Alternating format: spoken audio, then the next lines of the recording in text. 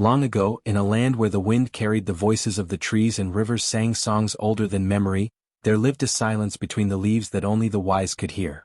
This land, nestled beneath the gaze of twin moons and kissed by sun-touched savannas, was no ordinary realm. Here nature did not simply exist. It remembered. The soil spoke of wounds and healing, of joy and betrayal. The roots of ancient baobab trees held stories in their grasp, murmuring truths into the ears of those patient enough to listen. It was a land both generous and merciless, where life and death danced hand in hand. Crops rose golden and thick beneath rains called by chance, and children ran barefoot through fields that shimmered with wild magic. But with every gift came a price. This land, call it Ngale if you must name it, thrived on balance, on respect, and on blood when necessary. For nature's power was never free, and neither was her forgiveness. In this place thorns were never merely thorns. They grew thick as curses on the edges of villages, knotted in shrines, twisted in braids by mourning mothers. They were planted at the foot of grave markers and woven into masks worn by shamans seeking visions. Some said the spirits chose to dwell among the thorns because they were sharp, like memory, like truth. To kneel upon them was to bleed into the earth, and in bleeding, to be seen by whatever listened beneath the surface. Pain was the price of transformation. Thorns punished. Thorns purified. Thorns remembered. You may not know the girl I'm about to speak of, though in some places her name is whispered in lullabies and painted in red clay on cavern walls. Perhaps you have felt her in the wind after a storm, or seen her footprints pressed into the earth where wildflowers grow in impossible places. You may have thought them your own. She was once as you are now, small, unsure, breathing in a world too vast to carry alone.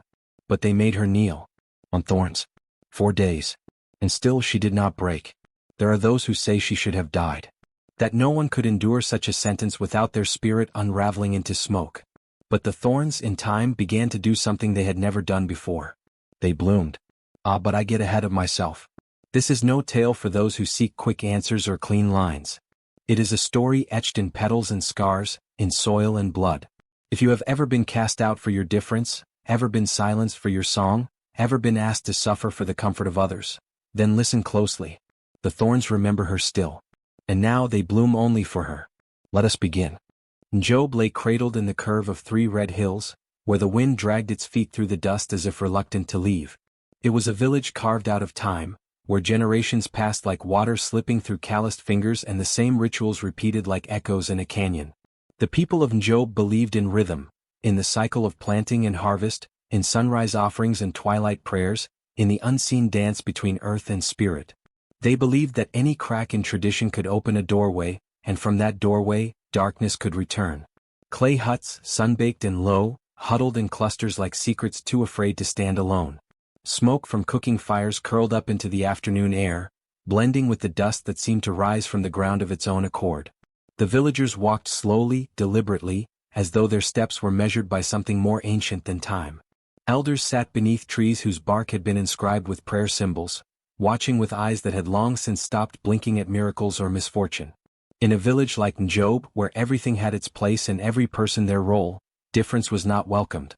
It was watched, measured, whispered about. And so Aza, the girl with eyes like rainfall and a silence deeper than the riverbed, was marked from the beginning. She spoke little, not out of shyness but from a sense of listening that seemed to stretch far beyond human conversation. She would sit for hours near the tree line, head tilted as if hearing something that others could not. Birds would perch near her, unbothered by movement. Lizards crawled across her bare feet without fear. Children said that the flowers leaned toward her when she passed, as if drawn to her hum. And she did hum, soft melodies that held no words, no origin, but always returned like forgotten songs remembered in a dream. Her mother, now gone, had once told the midwives that Aza was born during the hush between lightning and thunder, a time when the world holds its breath. Some said that explained the girl's stillness. Others thought it proof of something else. They began to call her, the one who listens to dirt. At first it was a joke, a way for the other children to explain the unexplainable. But over time the name shifted into something less innocent. It was said she could hear what lay beneath the ground. That her silence was not emptiness but knowledge she dared not speak. Rumors brewed like storm clouds. That she spoke with roots, that she summoned snakes, that she caused the early death of her mother by singing too close to the underworld. The elders did not punish these whispers. They watched instead. Carefully. One day the ground split beneath an old storehouse after Ozza had wandered by. No one was hurt, but the coincidence thickened the air. Another time, the village's sacred drum split during a celebration. Ozza had not touched it, but she'd been sitting nearby. Again the silence. And always the flowers, blooming out of season where she walked, weaving themselves into her path like offerings or warnings. Ozza never denied the things they said, nor did she confirm them. She simply kept her hands in the soil and her gaze on the horizon, as if listening to a world that stretched far beyond theirs. Behind closed doors, the elders spoke of an old rite that had not been performed in decades, the Thorn Trial. A ritual of purification once used on those who bore too much power, or too much danger to remain untouched. It was a tradition buried for good reason, they said, but traditions in Job were like bones, they never stayed buried long. There were scrolls kept hidden, stories only told on nights without moonlight. They spoke of thorns that bit like serpents, of visions granted through pain, of a garden that once bled and then bloomed. It was a trial meant to test the spirit and judge the soul. No one had endured it and remained the same. Most had not remained at all. Now, with Ozza growing older and the seasons behaving strangely, rains that came too late, birds migrating in confused patterns, some began to murmur again. Not just of her strangeness but of balance and what must be done to restore it. Ozza felt it. Not in words, not in direct looks or accusations. But in the way people paused too long when she passed, in the careful way they averted their eyes as if afraid of what might reflect in hers. The soil beneath her fingers had begun to pulse faintly when she planted. The wind sometimes whispered her name. She did not fear what was coming. Not yet. But she knew. In Job the land never forgot. And neither did its people. The rains did not come when they should have. The clouds gathered, yes, but lingered like distant relatives, close enough to taunt, too far to touch. Day after day, the sun clung to the sky with cruel insistence, turning the river to a shallow stream and the fields into brittle sheets of despair. Millet stalks withered mid-growth, leaves curling inward like dying tongues. The air hung heavy with dust and unanswered prayers. In Job, drought was not just a calamity. It was a message. And messages demanded interpretation. The elders convened beneath the oldest tree, their foreheads streaked with ash and worry. They burned herbs and poured libations, calling to the ancestors for guidance. But the gourd cracked in the priestess's hand as she poured. A bad omen. The third that week. Then came the death of Elder Backway. He was not young, but he was not sick. One morning he simply did not rise. His body was found in his hut, lips blue, fingers curled around a fistful of soil. No wounds. No signs of struggle. Just silence where his breath should have been. A ripple of unease swept through the village like wind through brittle grass. Some said his spirit had been taken. Others whispered that he had been cursed. No one said Ozza's name aloud, but their eyes turned in her direction more often, and their voices dropped when she walked by. A few even clutched their charms tighter, mouthing protections as she passed. She felt the shift in the air, the way suspicion clung to her like damp cloth. Still she stayed silent. She dug small trenches to catch what little dew formed in the mornings. She sang softly to the plants that still dared to sprout. And always she listened. It was the priestess, old Noma, who gave the whispers form. Standing at the center of the gathering square with her copper staff and her sun-bleached robes, she called the people together. Her voice was cracked but strong, woven with the authority of generations. Smoke coiled from her bowl of burning sage as she spoke. The spirits are restless, she intoned, eyes scanning the crowd. The balance is broken. One among us carries what should not be carried. A murmur, cautious and hungry, rose from the villagers. She sings to the ground.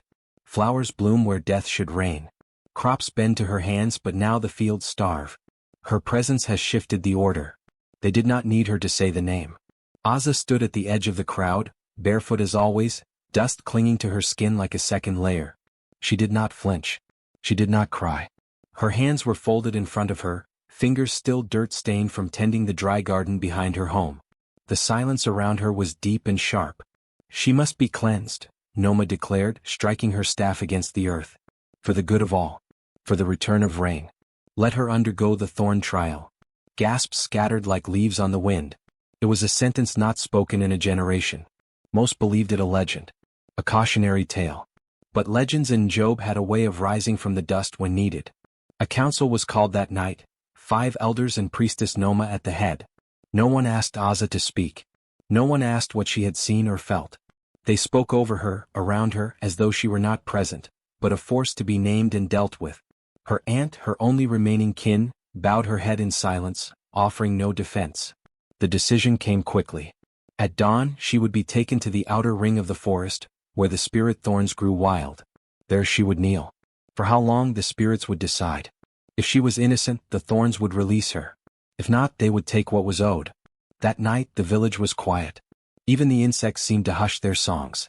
Azza sat alone, watching the stars blink overhead like distant, indifferent eyes.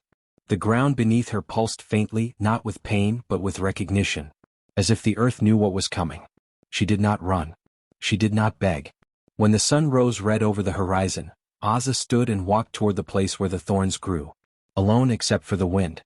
They brought her to the edge of the village just as the first sun finger breached the hills, its light catching on the copper rings that marked the boundaries of sacred ground. Here, in the outer ring of the forest, the air felt older, heavy with memory and something deeper, something alive. The spirit thorns grew in a wide, natural circle, black and twisting, their needles long and thin like bone splinters. No one entered this place unless summoned. Even the boldest hunters stepped lightly when passing it. The ground whispered here. Azza did not resist. Her wrists were bound with dried grass, more symbol than restraint. She walked barefoot, her feet sinking slightly into the ash-marked earth. A hush followed her like a shadow. Children clung to their mothers. The elders watched with faces carved from stone. Only a few, too young to know better or too old to forget their humanity, turned away, unable to meet her eyes. At the center of the thorn circle, a mat made of dried palm fronds and stripped bark had been laid down, barely enough to protect her knees from the thorns that writhed beneath. The thorns pulsed, shifting imperceptibly as if hungry. They were said to react to the spirit, to feed not only on flesh but on unspoken truths. Priestess Noma stood before Azza and spoke in a language only the old gods remembered. Her voice cracked the silence like thunder. Then, with a motion sharp and final, she gestured. Azza knelt. The first sting came almost immediately. Sharp, precise, intimate. Like being pierced by memory itself. Then another. And another. The pain was not a wave but a storm of needles, each one slicing into her with an awareness that made her gasp. The mat beneath her did little to protect her skin. Within moments, blood trickled down her shins, a slow, sacred offering to the soil. The crowd watched. Some with eyes gleaming, vindicated. Others trying not to look too closely. The air grew thick with judgment and guilt. Time unraveled. Hours passed. Then a day. Her breath grew ragged. Her throat dry. Hunger gnawed, but thirst roared louder. The sun burned by day and the cold clawed at her bones by night. Her body trembled, but she never cried out. Her eyes remained half-lidded, gazing into something far beyond the villagers, far beyond pain. On the second night, the dreams began. She stood in a field that glowed under a moonless sky. Thorns surrounded her, not hostile but curious. From them stepped figures, tall and shadowed, cloaked in wind and starlight. One had her mother's eyes. Another, the voice of a lullaby she hadn't heard since childhood. They didn't speak in words. They pulsed in rhythm, in memories, in meaning. You are not being punished, one said without speaking. You are being called, said another, touching her brow with fingers that felt like falling rain. Pain reveals what cannot be seen. They pressed seeds into her palm, which dissolved into light. She woke with tears streaked through dust and blood. By the third dawn something shifted. The ground beneath her began to hum, softly at first, like a mother singing to her newborn. The thorns, once rigid and cruel, softened. Their black sheen turned a deep violet. Tiny blossoms began to unfurl along their edges, first one, then a dozen. They were luminous, pulsing gently like living embers, petals shaped like tiny flames. A scent lifted into the morning air, sweet, earthy, ancient. No one had ever seen flowers bloom from spirit thorns.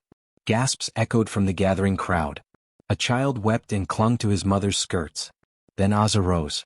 She moved slowly as though returning from a depth too great for words. Blood clung to her legs, but where it met the ground, sprouts bloomed, fragile green things pushing up through dust like joy reborn. Her eyes opened fully for the first time in days, and they were not eyes anyone recognized. They were not of this world entirely. She turned to face the villagers. Silence met her gaze. Priestess Noma stepped forward, unsteady. Her staff trembled in her hand. Her mouth opened to speak, but no sound emerged. Her knees buckled beneath her, and she collapsed to the ground, eyes wide in disbelief. Then came the rain. A single drop, then another. Heavy, sure, forgiving. It hit the earth with a sound like exhalation. The crowd turned their faces upward as the clouds rolled in fast and full, their bellies heavy with grace. Within minutes, the rain poured, soaking the village, the earth, the thorns, and Aza herself. She stood still as the storm embraced her, hair clinging to her face, the blossoms still blooming around her feet. The spirit thorns did not retract. They bent, gently, reverently toward her. The villagers fell to their knees. Some in awe, some in shame. No one spoke. What words could possibly explain what they had just seen? The girl they had accused. The girl they had wounded. The girl they had tried to break. She had not only endured the thorns. She had made them bloom. At first, the village believed Aza was simply dying slowly as many had before her. Her body remained bowed over the thorns, her breath shallow, her lips cracked and darkened by days without water. The priestess watched from the edge of the stone circle with arms crossed, certain that any moment the girl's spirit would break loose and vanish into the wind. But on the third dawn the earth changed its mind. The morning light arrived thick with silver mist. The crowd gathered as usual, drawn by the promise of a cruel conclusion. Yet something about the air made them pause, something soft, expectant. Dew hung on every blade of grass like tiny prayers. The thorns beneath Aza's knees, long stained by blood and dust, had shifted. Not upward like spears, but outward, like roots stretching into a long-lost song. The priestess approached slowly. Her steps faltered. The thorns were no longer dry and sharp. They pulsed faintly as if alive, and where blood had once soaked the soil, now small green shoots emerged. Not weeds. Not weeds at all. The first bloom rose directly beneath Aza's bent form. A tiny flower with white edges and a golden throat, glowing faintly from within as though it drank light straight from the earth's soul. It unfurled not like petals but like wings. Gasps rippled through the villagers. They leaned forward trying to understand.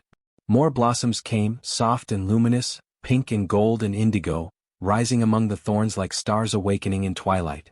The thorns did not vanish, but they no longer cut.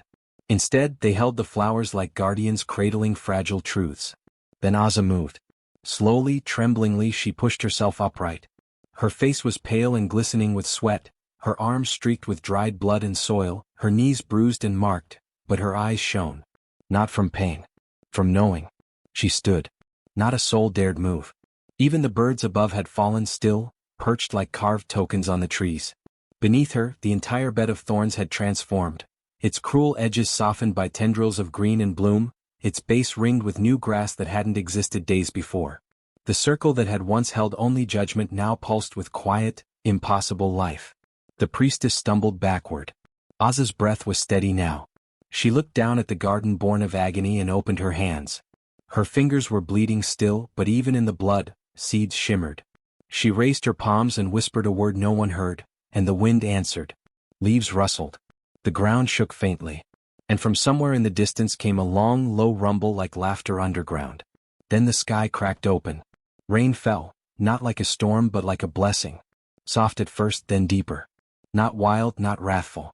Healing. The first rain in nearly a season. Villagers cried out in awe. Some dropped to their knees. Others raised their hands to the heavens. Aza closed her eyes. The rain did not wet her. It wrapped her. As though it remembered her. As though it came only because of her. The children watching ran to collect the water in their hands and jars, laughing. Old women clutched their beads and wept. Even the trees swayed, their thirst finally quenched. But not everyone rejoiced. The elders and priests stood silently, drenched and pale, for they knew what this meant. Their punishment had not cursed her, it had awakened her. The trial they meant as an end had become her transformation. The girl they tried to bury had bloomed. And the people had seen. Aza stepped out of the circle. The flowers beneath her feet bent forward, not trampled, not broken, but bowing. Wherever she stepped, green followed. Vines peeked from the cracks between stones. Roots whispered underground. The path remembered her. She passed the priestess without a glance. She passed the elders and the crowd and the children. No one stopped her. They parted like waves around her. Not from fear but from reverence. Only one child dared to speak, reaching up with a trembling hand to touch the hem of Aza's torn garment. Are you a spirit now? She asked softly. Aza turned and for the first time smiled. I'm the thorn that learned to flower. Then she walked on. Behind her, the trial circle continued to bloom. And the thorns, though they remained, curved and fierce, held nothing but blossoms now. The rain fell for 2 days and 2 nights, and when it finally stopped, the village of Njob breathed as though waking from a nightmare. The parched earth drank greedily, the river returned from its skeletal bed, and crops once thought dead lifted their tender green heads to the sky. Laughter and sobs blended in the air, children danced barefoot in thick mud, and old women threw white chalk into the water in thanks to the ancestors. Yet at the heart of the renewal, at the very center of this impossible resurrection, stood Azza, bruised and bloodied, wreathed in thorns that had bloomed. And she was not praised. She was not embraced. She was not even spoken to. Where gratitude should have bloomed, fear took root.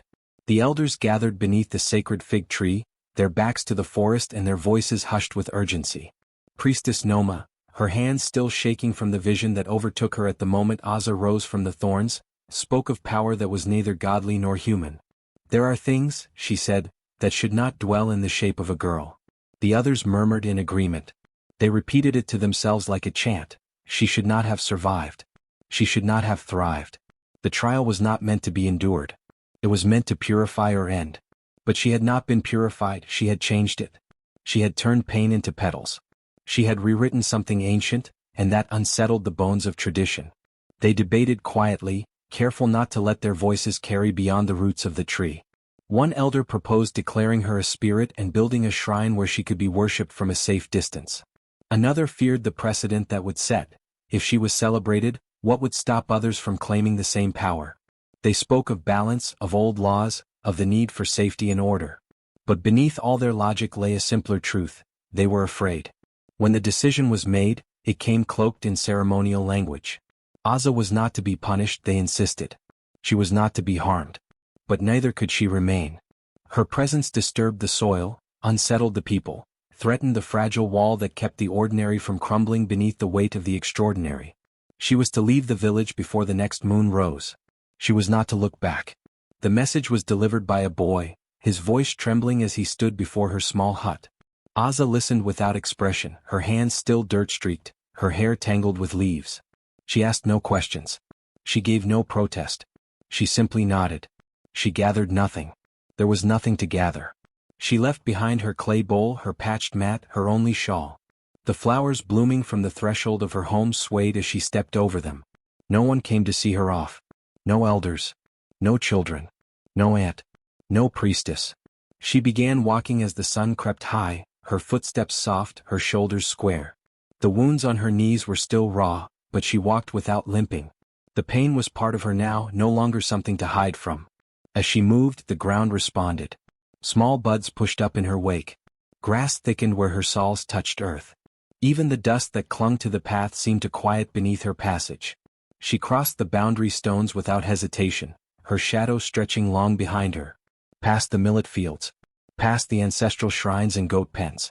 Past the hills where the wind whistled songs of older times. She walked until the air grew heavy with green, and the forest known as Isoba opened before her. Isoba was a place of legend. The haunted forest. The hungry one.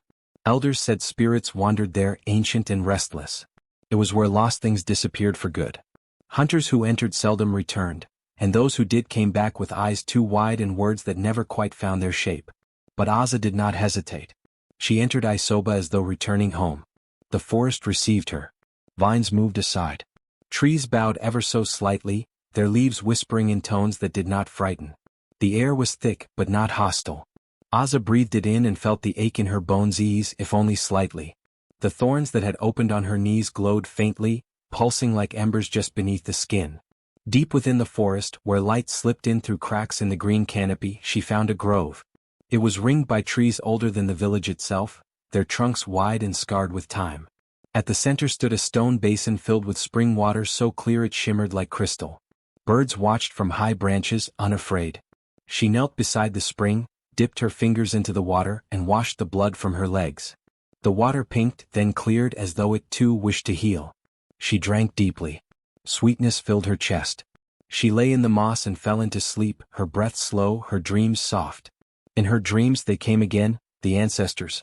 No longer distant shadows but warm presences. One placed their palm on her forehead and her skin glowed. Another placed a seed in her mouth, and it melted into golden light. You are not cast out, they said, voices like wind and fire and thunder rolled into one. You are planted. She awoke to find flowers blooming in the branches above her and vines curling gently over her arms. The forest had made room. And so she stayed, beginning again, surrounded not by people, but by something older, wilder, and truer. Something that saw her not as a danger or a curse, but as one of its own. Deep within the heart of Isoba, where the trees grew so dense that daylight dripped through like honey, Aza wandered farther than any villager had dared. Her feet, now calloused and sure, carried her with purpose, even if that purpose had no name yet. The forest did not resist her. It opened in quiet, unseen ways, guiding her along moss-carpeted trails, around ancient roots twisted like sleeping giants, and past pools of water that reflected not the sky, but something older and deeper. The wind whispered in forgotten languages, and the rustling leaves often sounded like they were trying to speak. It was on the 7th day of her wandering that she stumbled into the sanctuary. At first she thought it was a dream. The forest had suddenly parted to reveal a stone clearing, half swallowed by nature, yet unmistakably carved by human hands. The stones rose in rings, etched with swirling symbols that pulsed faintly in the moonlight. Vines had grown over the structures like blessings, not intrusions, their flowers blooming in unnatural colors, blue like grief, red like memory. There was no roof, but the canopy above opened perfectly, allowing moonlight to pour in like milk. It felt like standing inside a breath held by the earth. At the center of it all was a broken altar, smoothed by time, with bowls still resting in its hollows, one filled with rainwater, another with crushed leaves. The place thrummed. Not loudly, but enough for Aza's skin to prickle. She did not speak. She sat on the stone steps, closed her eyes and simply listened. That night, as she slept under the stars that peeked through the clearing, she dreamed again. But this time it was not the ancestors who came. It was animals. A horned gazelle with golden eyes knelt beside her and whispered riddles about strength hidden in silence. A panther padded past her without a sound and murmured that pain makes the skin into armor. Even the insects buzzed messages she couldn't entirely understand but felt deep in her chest. In this dream the forest was not a place, it was a teacher. And everything inside it spoke. When she woke there was a smell in the air, herbs burning, sharp and clean. Aza stood and followed it through a thicket so thick she had to press sideways through the vines. On the other side, a hut sat nestled between two enormous trees whose roots cradled it like a child. Smoke curled gently from the top. Inside, sitting cross-legged beside a fire pit, was a woman with silver hair and sightless eyes. The woman did not startle when Aza entered. She smiled instead as though she had been expecting her. "You've brought the bloom with you," she said, tilting her head, though her eyes remained closed. "And the ache." Aza said nothing at first, unsure if she was awake or still dreaming. The woman gestured to a mat. "Sit, child. Your knees still remember the thorns." Aza sat. And for the first time in weeks she wept, not in pain but in recognition. There was something in the woman's voice that felt like safety. Like knowing. The woman introduced herself as Jua. Once a priestess, once a daughter of Njob. Long ago she had refused to carry out a thorn trial for a child who was too young to understand what it meant. For her defiance, she had been cast out. "They told me I betrayed tradition," she said, placing leaves into a pot of boiling water. "But I only betrayed fear." She handed Aza a cup. It tasted of bark and comfort. Over the days that followed, Jua became her teacher. Her stories, woven between crushing herbs and collecting roots, revealed a truth Aza had never known. The thorn trial had not always been a punishment. Once, long ago, it was a rite of passage for those chosen by the land. The thorns were spirit-forged, grown only in sacred places. They were not meant to draw blood, but truth. They tested the soul, not to hurt it, but to awaken its strength. Those who survived were changed, not cursed, but crowned. The trials had been twisted over generations, turned into tools of fear and control. The bloom had not appeared in generations. Until Aza. "The curse they spoke of?" Jua said one evening as she placed poultices on Aza's knees. "It is nothing more than a gift that makes the unready tremble. You grew under pressure like seed beneath stone." The words settled into Aza's bones. She began to understand that what she carried was not shame. It was inheritance. Her dreams grew clearer. Her senses sharper. When she walked, the vines curled toward her, recognizing her. Birds no longer scattered when she passed. She could feel the thrum of water underground, and sometimes if she placed her palms to the soil, she could hear faint rhythms, heartbeats of the land itself. Jua taught her to listen. To heal. To speak when needed, and to be silent when listening was greater power. In the sanctuary of forgotten things, among stories erased and power misnamed, Aza began to bloom not as a girl once exiled, but as something more. Something rooted. Something radiant. And though she did not yet know it, the forest was not her exile. It was her throne. Years slipped by like river water beneath a veil of mist. Seasons turned, rains came and went, and the people of Njob forgot just enough to feel safe again. The bloom that had once graced their land faded, not in brilliance but in memory. The crops had flourished for a time after Aza's departure, and the elders had claimed credit in whispers, saying their cleansing, their choice, had brought balance back to the land. But balance is not something seized and held. It is a dance, and those who forget the steps are destined to stumble. The signs returned slowly. First, the rain grew hesitant. It arrived later each season, falling with less certainty and vanishing more quickly. Then the millet turned pale, the cassava roots came up thin, bitter. The river, once lively and generous, receded into itself, shrinking until it became no more than a silver thread curling across the soil. The animals began to leave. The soil cracked like old leather. A new priestess had taken Noma's place, young, fierce-eyed, and heavy with the weight of inherited fear. The council remained mostly unchanged, save for age and added wrinkles.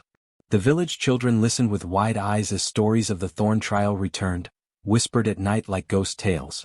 But even as the elders tried to control the narrative, a different story was growing. It began with the travelers. Hunters, merchants, wanderers, people who passed through Isoba's edges came back with tales that seemed too strange to be lies. Of a woman clothed in vines and shadow, whose footsteps summoned blossoms. Of a voice that made dry wells weep again. Of animals who followed without leash or fear. They called her the mother of thorns. Some said she was a spirit. Others believed she was the one who had once knelt upon the sacred thorns and lived. The villagers began to murmur. The old women looked to the sky and saw too much sun. The children stopped playing in the fields because the grass burned their feet. And then one evening, a young girl collapsed by the riverbed from thirst, her lips cracked open like dry ground. That night, the village held a council, not in secrecy but in desperation. This time it was the younger voices that spoke loudest. They asked not for protection but for forgiveness. They asked to seek her out. The old priestess hesitated, but the people had already decided. And so, a group was sent into the forest, not with weapons but with open palms and quiet prayers. They found her near the edge of Isoba, tending to a sapling tree growing from the heart of a fallen stump. Her hair had grown long, streaked with silver and green. Her skin glowed as if it carried sunlight. Around her, small birds fluttered and perched on her shoulders. A wild cat slept near her feet. The air itself bent gently toward her as though drawn by her breath. She did not speak when they arrived. She simply stood and listened. "We are not the ones who wronged you," the leader of the group, a young woman named Naima, said. "But we carry the weight of those who did. The land has turned from us. We ask for you." Aza looked at them for a long while. Then she nodded. She returned not as an outcast but as a force of nature. As she walked, flowers bloomed behind her, not the delicate kind that wilted in sun, but hardy things with roots that dug deep. Butterflies spiraled in her wake. The sky, heavy with clouds, followed her footsteps as if tethered. Animals flanked her, deer and jackals, birds of all colors, even a pair of snakes that slithered beside her silently, their scales gleaming like wet stone. When she entered the village, the people gathered as if drawn by an unseen drumbeat. No one cheered. No one dared. They simply watched. The old council emerged, stiff-backed and ashamed. Their eyes would not meet hers. Priestess Noma, now aged and hollow-eyed, stepped forward and bent her knees until they touched the ground. She did not ask for mercy. She only bowed her head.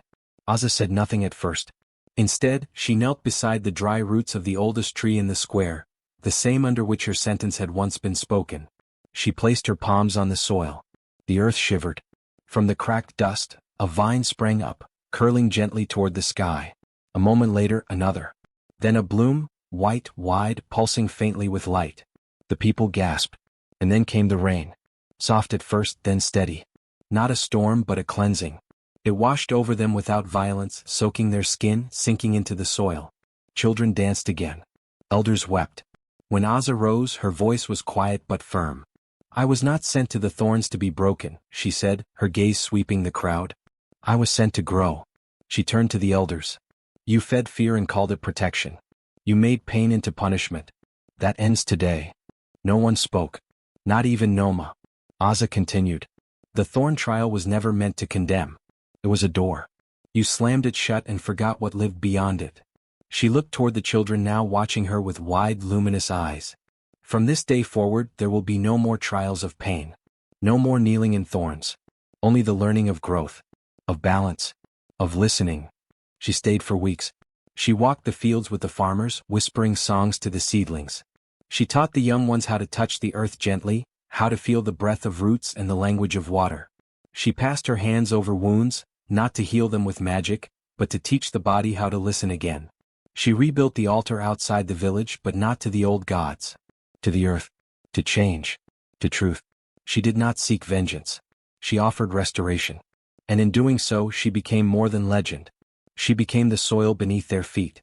And though she would eventually return to the forest, back to Isoba's deep green silence, the land of Njob would never forget her again. The thorns still bloomed. But now they bowed only for her. Under Azza's guidance, the village of Njob shed its old skin like a snake shedding what no longer served it. Gone were the days of fear-driven rituals and punishments disguised as purification. In their place grew something softer, wiser, and stronger. The soil, once dry and brittle, now bloomed with rich crops and wild blossoms that had no names in the old language. The people no longer feared the strange, because they had learned that wonder often wears unfamiliar faces. Azza did not crown herself a leader. She did not build thrones or demand praise. She walked through the village barefoot, just as she had before the trial, her hair bound in vines and flowers, her eyes calm as the sky before dawn. But her presence was enough. It shifted the way people thought. It opened doors in their minds that had been sealed for generations. Children began to follow her. They mimicked her way of listening to the wind. They learned to plant seeds by moonlight and to hum softly when they worked the soil. Azza taught them to see thorns not as symbols of punishment, but as reminders that protection and pain often share the same root. She showed them how to build small gardens around thorn bushes, to feed the soil with offerings of song and patience. In time, these thorn gardens became sacred places, not feared but revered. In those gardens, something miraculous began to happen. The spirit thorns, once cruel and sharp, responded to care. They grew flowers when tended gently. They shifted their shape to cradle small birds, or bend their stems toward the sun. If touched with violence, they stiffened. If approached with love, they bloomed. People learned to approach them like one would a wise elder, with humility. The old priestess orders, whose traditions were rooted in judgment, slowly dissolved. The robes of harsh authority gave way to simple cloaks woven with threads dyed from the flowers Azza had awakened. The new circle of spiritual guides came to be known as the Order of Bloom, a gathering of healers, growers, and guardians of balance. They studied not only the words of ancestors but also the languages of rivers, leaves, and roots. They were trained by Azza and later by her kin. For Azza did not live alone. She welcomed others into the sacred grove in Isoba, those who had been cast out, misunderstood, or wounded by the old ways. Some stayed. Some returned to their homes, forever changed. And over time her own bloodline grew, not through grand declarations, but through quiet moments of connection, love, and shared purpose. Those descended from her bore not only her name but the gift of her listening, the rare ability to feel the land's voice in their bones. A generation passed, then another. Azza did not grow frail as the others did. She aged like a tree, her wisdom thickening, her presence deepening, her roots reaching farther. People said the lines in her face looked like riverbeds, that her eyes held constellations no one could name. But one day she simply vanished. No one saw her go. Some said she had walked back into the forest to become one with it, returning to the roots that had first cradled her. Others believed she had transformed into the wind, or into a flower that only bloomed once every century. A few claimed she still walked the earth in secret, checking on children who spoke kindly to plants and listening for songs sung to the soil. The truth did not matter, because her presence had never truly left. The thorn gardens she had inspired continued to grow in the center of the village, cared for by the young and watched over by the old. New plants sprang up, ones never catalogued by the ancestors. They thrived on kindness, on song, on patience. If you tried to pluck their petals in anger, they withered. If you whispered to them gently, they opened as if smiling. Visitors traveled from far regions to see these blooms. They marveled at the harmony between people and land, at the balance of power and tenderness. They asked about the legend of the girl who had once knelt on thorns and changed the world. The villagers would smile and say, "She's not a legend. She's the roots beneath our feet." And sometimes, when the air was still and the moon was high, you could hear a hum drifting through the gardens. a low, familiar melody that wrapped itself around your ribs and made you feel something you couldn't name. The thorns are still there, tucked between leaves, quiet and watching. They remember her. And they bloom only for those who come with open hands and listening hearts. The bush shimmered faintly in the moonlight, its thorns curved like question marks, sharp but beautiful. The girl knelt slowly, careful not to startle the petals that trembled just beneath the thorn's edge. Her knees pressed into the warm earth, soft with moss and memory. Around her, the air pulsed with something ancient, older than her name, older even than the village that had once tried to forget. She placed her hands on her lap and waited. The story said the thorns only bloomed for those who came without fear. Not without pain, no, pain was part of the path. But without fear. That part mattered. Her grandmother had brought her here tonight. She sat now a little way behind her, wrapped in a shawl stitched with tiny silver flowers, her voice steady and low. They made her kneel on thorns, she said, because they feared what she carried. Not a curse. Not a shadow. But a seed. The girl blinked, feeling the wind shift, carrying the scent of crushed leaves and rain-soaked bark. They wanted to break her, the voice continued, but instead the thorns broke open. The child looked at her hands. She had come with a question she couldn't put into words, a hurt she didn't know how to name. The kind that sits under your ribs and hums all the time. It had been growing there for days now, and her grandmother had said nothing until tonight. Had simply said, "Come. Sit by the blooming bush." She did not expect the warmth. She had imagined thorns would feel cold or cruel. But here, kneeling beside them, she felt something rise from the roots.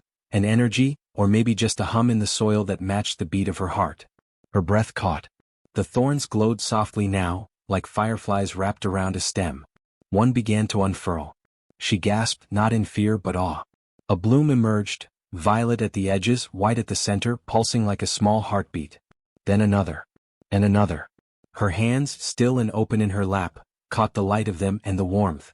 She carried her pain like a lantern, the grandmother said, her voice no longer behind but beside her. And the path she walked lit the way for us. The girl turned to look at her. "Did it hurt?" she whispered. Her grandmother's eyes were glassy, reflecting petals and stars. "Yes. But it also healed." They sat in silence then, surrounded by blooms that had once been weapons. The girl didn't know what tomorrow would bring. She still didn't have the words for the ache inside her. But here, where thorns once pierced, she felt a beginning. One last flower opened in the center of the bush. The girl leaned forward, touched it gently, and heard the faintest voice, like wind moving through tall grass. The pain they gave her became the path she walked. And then even softer. And it bloomed.